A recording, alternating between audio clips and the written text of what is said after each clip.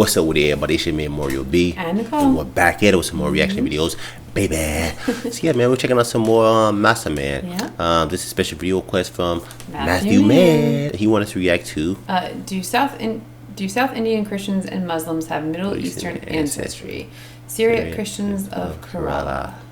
So yeah, man, we're finna check it out, man. We're finna see if South Indian Christians and Muslims have Middle Eastern ancestry. It's gonna be pretty interesting to find out. Although Christianity in recent years has been frequently billed as the white man's religion or European religion, I heard most it people before are a couple still times. well aware of its roots as a movement that, of course, do not originate on the continent of Europe. And although many In the Middle of the East. practices, traditions, and philosophies associated with the faith have been heavily influenced by European culture, there were branches of early Christendom that stretched past the confines of what we would define as the Western world. There were early Christian groups in Ethiopia, who are still around in large numbers to this day, by the way, along with places as remote as Central Asia and the Far East. But today we're going to focus on the early Christian churches of South India, along with other groups around them, such as South Indian Hindus, Muslims, Jews, and Buddhists in the region that share a similarly interesting origin.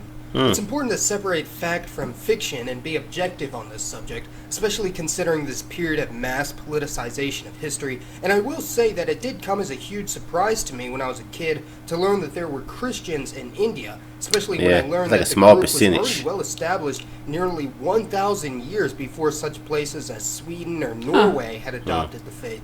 This group of Indian Christians has had their own variety of Christianity, which remained uninfluenced by major European powers for thousands of years before discovery by Western explorers. And what's interesting about this community, though, is that it seems to be pretty much as far away from the origin of the religious group as possible in the country of India, being located in the far south in the state of Kerala.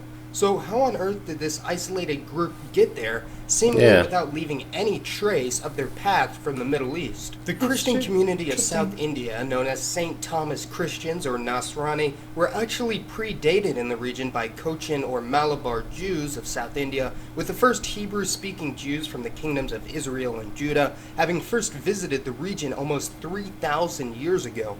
Although Jewish settlement in the Chera kingdom in the modern-day state of Kerala in South India wouldn't really take off until around 600 BC. The St. Thomas Christian community was naturally founded by Thomas of Galilee, who originated in the Roman province of Judea and traveled to India in the year 52 AD. Thomas, who was an Aramaic-speaking Jew, settled into the already well-established community of the Cochin Jews in Kerala and converted a handful of Jews and native Dravidian Malayali-speaking peoples before he was killed in 72 AD. Yet his small congregation remained for hundreds of years. It does, however, seem extremely dubious that all of these 6 million Nasrani, or 18% of Kerala's population, are descended from this small community. The group would receive a large boost in numbers a few hundred years later when Syriac Christian traders and missionaries from the Sassanid or Neo-Persian Empire settled onto the coast of Kerala and were surprised to find a burgeoning, albeit small, Christian group already established there.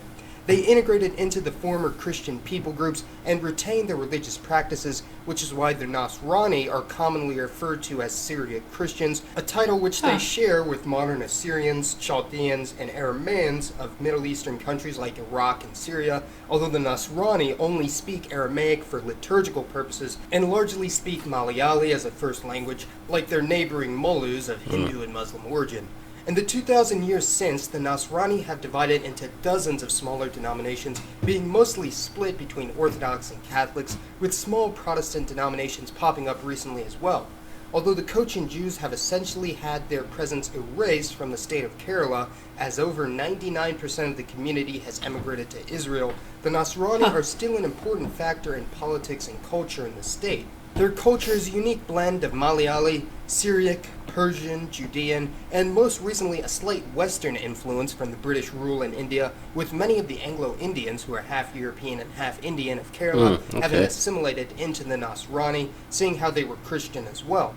Although in appearance most St. Thomas Christians are indistinguishable from neighboring Dravidian populations, judging by haplogroup identification, about 8 to 16% of the gene pool of St. Thomas Christians is of Middle Eastern origin, most likely from the area of the Levant, while the bulk of the rest of their DNA is identical to that of the surrounding South Asian Dravidian groups, such as the Malayali or Tamil.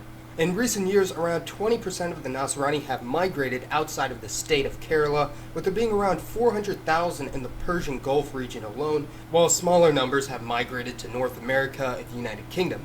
The Mangalorean Catholic community of Goa are an unrelated people with a much more recent history, but are fundamental to the Indian Christian community as well. The Christians and Jews of South India are not the only group that are allegedly of partial foreign Middle Eastern extraction in the region of southern South Asia, seeing how Tamil-speaking Muslims from both Tamil Nadu and Sri Lanka both claim descent from Arab travelers and merchants, and here's where things get really controversial. Ethnicity and religion in Sri Lanka has always been a heavily politicized topic for years, ever since the independence of Sri Lanka from the UK, and even before the arrival of the British, Dutch, or Portuguese.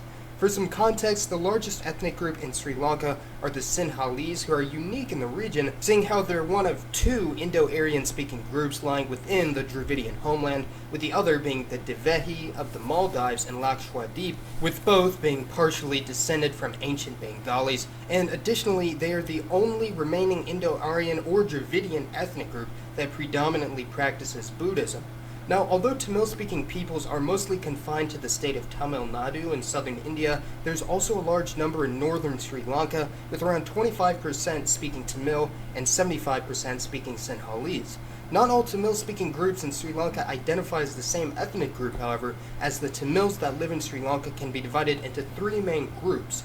Tamils that have lived in the region for 4,000 years, known as Sri Lankan Tamils, much more recent Tamil migrants from the state of Tamil Nadu in the mainland of the subcontinent, known as Indian Tamils, and Tamil-speaking Muslims on the coast, known as Sri Lankan Moors, that claim at least partial descent from Middle Eastern traders. The Sri Lankan census counts these three groups as separate ethnicities, despite all speaking the same language, although it is true that these groups do have distinct cultures to an extent. The controversy arises with the 1983 Sri Lankan Civil War, when Tamil groups desired a separatist state called Tamil Eelam, encompassing much of northern and coastal Sri Lanka, with radicals even calling for unification with Tamil Nadu and independence from India and Sri Lanka as an ethnic Tamil state. Mass civilian casualties and various war crimes were alleged to be committed by both sides during the war, with many Indian Tamils being deported back to India and hundreds of thousands of Sri Lankan Tamils fleeing the violence to either Europe, Canada, or the United States.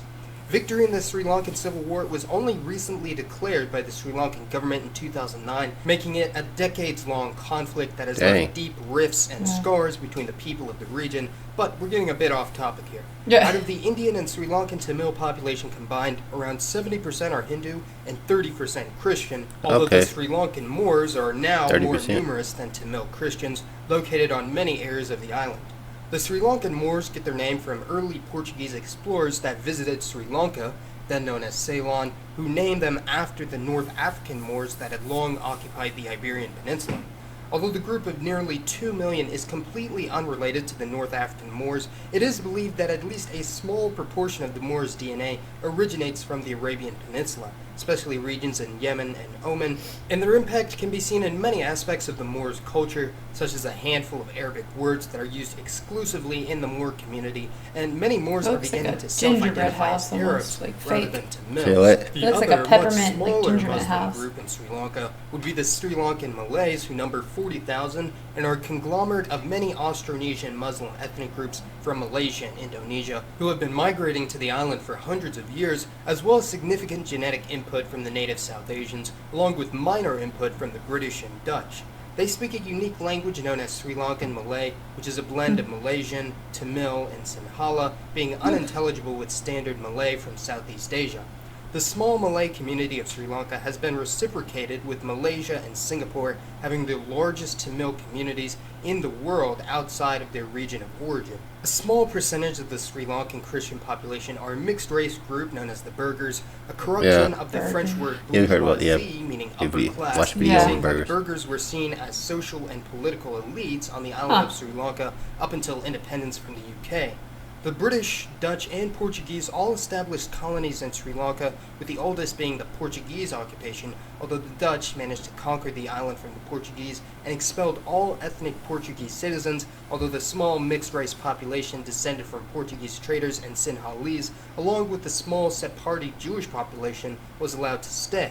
The Burghers are a mix of this original mixed-race group, along with the Sephardi Jews, Dutch, English, Tamil, and various other South Asian and European groups. Their culture is largely a mix of Western European, Jewish, and South Asian customs, with the group being divided between Protestants and Catholics. The Christians, Muslims, and Jews of the various South Asian countries prove that religions and cultures can without a doubt be multifaceted, taking on many of the characteristics and traditions of their new region.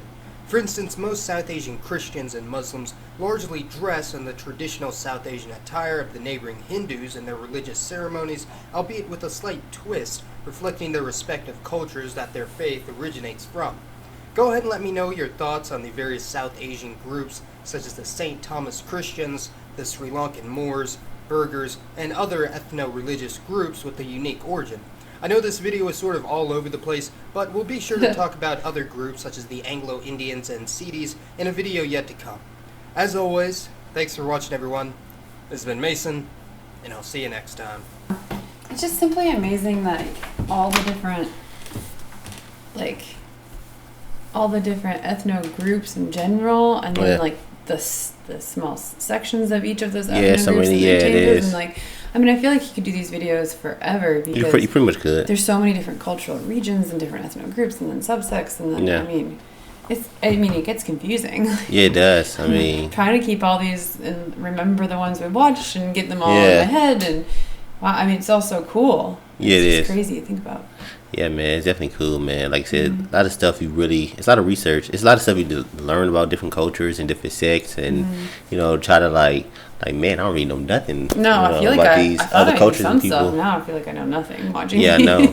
Or I didn't know anything. Yeah. But like I said, it was definitely a cool video. Definitely for a lot of information, man. It's something new to learn every time we check out Master, man. There's always something new to learn, man. Yeah. But I'd like to say thank you, Matthew, man, for your video requests. For giving us these videos to check out, man. Like I said, we learned so much new stuff. Yeah. Also, subscribe to Master Man. He makes some great videos. I'm sure there's a lot of information you look up. But if you want to leave a special video request, check out the links to our Streamlabs. It's going to be in our description and our video cards. And also provide the link to keep the videos under 12 minutes.